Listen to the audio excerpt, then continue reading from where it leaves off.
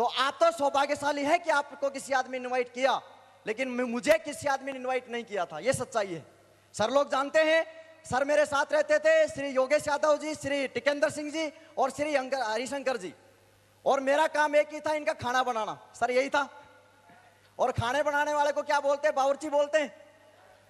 तो मैं सर लोगों को बोलता था कि सर मुझे फंक्शन में ले चलो, तो सर लोगों का दिमाग भी कहीं ना कहीं यही बोलता था कि 600 रुपए बावर्ची पे खर्च करेंगे, इससे बढ़िया टीममेट को दे दें, वो बढ़िया है।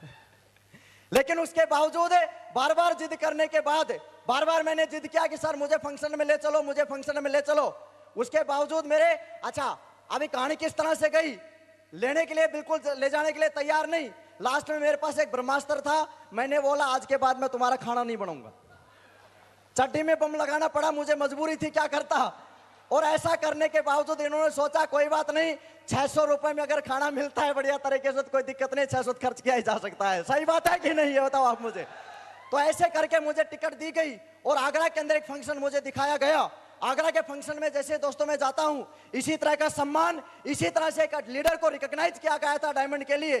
और उस लीडर को सुनने के बाद, उस लीडर को देखने के बाद मुझे लगा, उसका नाम था, एक डायमंड बने थे जिसका नाम था मिस्टर पवन निगम, मेरे नाम राशि। और उनको सुनने के बाद मुझे ऐसा लगा, ऐसा कोई खास चीज मुझे नजर नहीं आई थी उस आदमी के अंदर कि उसके अंदर स्पेशल भगवान ने 2 सींग दे दिए और अपने पास है नहीं, तो सींग दे दिए वो तो डायमंड बन जाएगा, और जिसके सींग नहीं है वो डायमंड बनेगा नहीं, ऐसी कोई बात नहीं थी।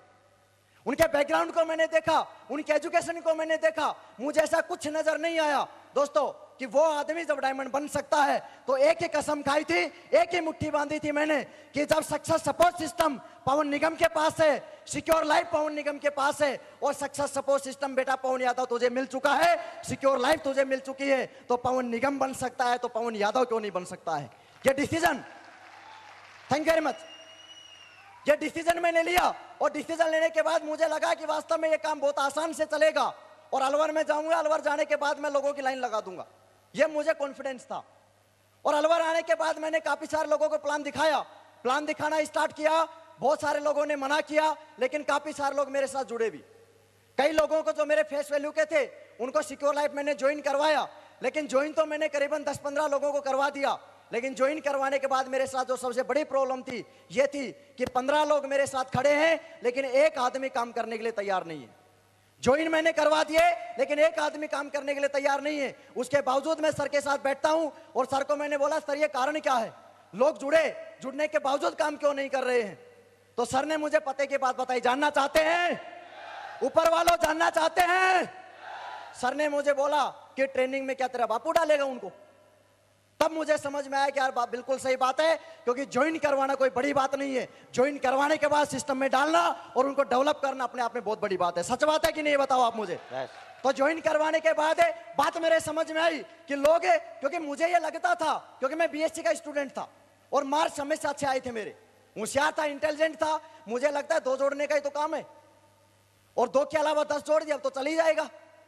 लेकिन 10 जोड़ने के बाद, 15 जोड़ने के बाद जब एक भी आदमी काम नहीं कर रहा, तो जब मेरे बात समझ में आई कि पवन भैया तुझे अगर इस बिजनेस में डायमंड बनना है तो ये सिस्टम है, ये सिस्टम के अंदर अगर तू लोगों को डालेगा तो ये गारंटी है एक ना एक दिन डायमंड जरूर बन जाएगा। और उस दिन के बाद मैंने सिस्टम में लोगों को डालना स्टार्ट किया, जैसा सर ने बोला वैसा मैंने बताना स्टार्ट किया, और वैसे करता गया।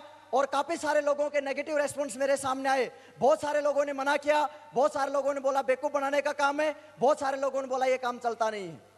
उसके बाद फिर मैं सर से पूछता हूं कि सर ये क्या कारण है, जब इतना बढ़िया काम है तो फिर सारे के सारे लोग क्यों नहीं जुड़ते, क्यों टांग खींचने वाले लोग इस बिजनेस के अंदर ऐसे आते हैं जो टांग खींचते हैं। तो उसके बावजूद मुझे एक बढ़िया कहानी सुनाई, सुनना चाहते हैं। मुझे कहानी सुनाई सर ने कि हिंदुस्तान के अंदर एक गेम ऐसा है जिसके अंदर इंडिया सबसे अव्वल नंबर पे रहता है, जिसका नाम है कबड्डी। पता है क्यों? क्योंकि उसमें टांग पकड़ के खींची जाती है। यस और नो? तो उसके बाद सर ने बोला कि नेगेटिव करने वाले और फोकट के सलाह देने वाले बहुत सारे लोग आएंगे, रायचंद बहुत सारे लोग मिलेंगे, और बगैर बात का ज्ञान देने वाले बहुत सारे लोग मिलेंगे। तो एक कहानी के माध्यम से मैं आपको बताना चाहता हूं, जानना चाहते हैं। एक बार क्या हुआ, एक आदमी ने मिठाई की दुकान खोली, और दुकान खोलने के बाद बाहर एक बोर्ड लगवाया बढ़िया सा, और बोर्ड के ऊपर लिखवा दिया हमारे यहाँ पे ताजी मिठाइयां मिलती हैं। क्या लिखवाया जी? थोड़ा तेज बोलो। दूध पीते हैं? क्या लिखवाया? हमारे यहाँ पे ताजी मिठाइयाँ मिलती हैं। अब नेगेटिव और फोकट की सलाह देने वाले लोगों की कमी नहीं है। सच बात है कि नहीं, बताओ आप मुझे। उसके बाद अगले दिन एक रायचंद आ जाता है और वो बोलता है हमारे यहाँ का क्या मतलब है, जब नीचे शटर खुला है तो इसका मतलब है हमारे यहाँ। तो बोलता है मैं क्या करूं, तो बोलिए ओड लगता है हमारे यहाँ को मिटवा दे। उस बेचारे ने हमारे यहाँ को मिटवा दिया। अब क्या लिखा हुआ है, ताजी मिठाइयां मिलती हैं। अगले दिन एक और आ गया रायचंद देने के राय देने के लिए। बोलो ताजी का क्या मतलब, बासी भी देता है क्या? लोगों को डाउट होता है। तो बोले क्या करूं, बोले इस ताजी को भी मिटवा दे। उसने ताजी को भी मिटवा दिया। अब क्या लिखा हुआ है, मिठाइयां मिलती हैं। अब उसके बावजूद अगले दिन एक और आ जाता है रायचंद राय देने के लिए और बोलता है कि जब कस्टमर आएगा तो ऊपर मिठाइयां लिखा हुआ देखेगा, नीचे शोकेस में देखेगा। बोले नीचे शोकेस में देखेगा, तो बोले ऊपर काय को लिखवा रखा है। तो बोले क्या करूं, बोले इसको मिटवा।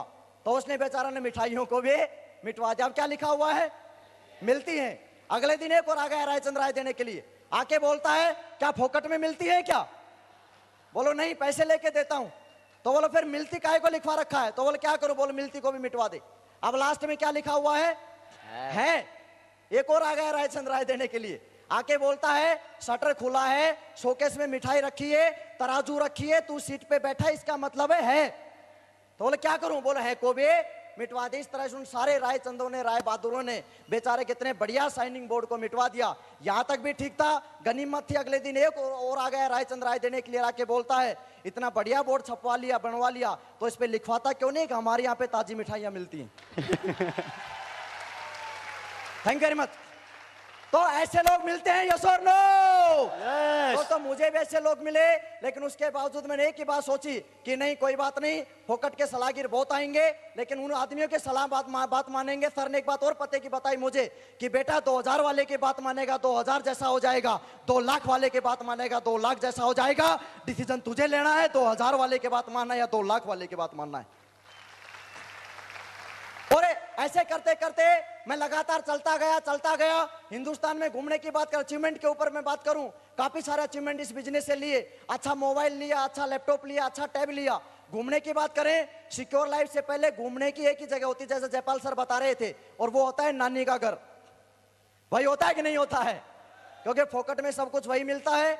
गर्मियों की छुट्टियां पड़ी तो चलो नानी के घर, बड़े दिनों की छुट्टियां पड़ी तो चलो नानी के घर, बीच में 3 दिन की छुट्टियां पड़ी तो चलो नानी के घर। वही हिल स्टेशन है, वही गोवा बीच है, और वही कहीं ना कहीं डेजर्ट है, वही हिल स्टेशन है, सब कुछ वही है। लेकिन इस बिजनेस को मैं बार बार धन्यवाद देना चाहता हूं और सलूट करता हूं सिक्योर लाइफ को, जिसके वजह से हिंदुस्तान में तो मेरे दोस्तों काउंट करना छोड़ दिया, थाईलैंड और दुबई 2 बार विदेश की यात्रा इस बिजनेस ने कराई है। ये है ये बिजनेस।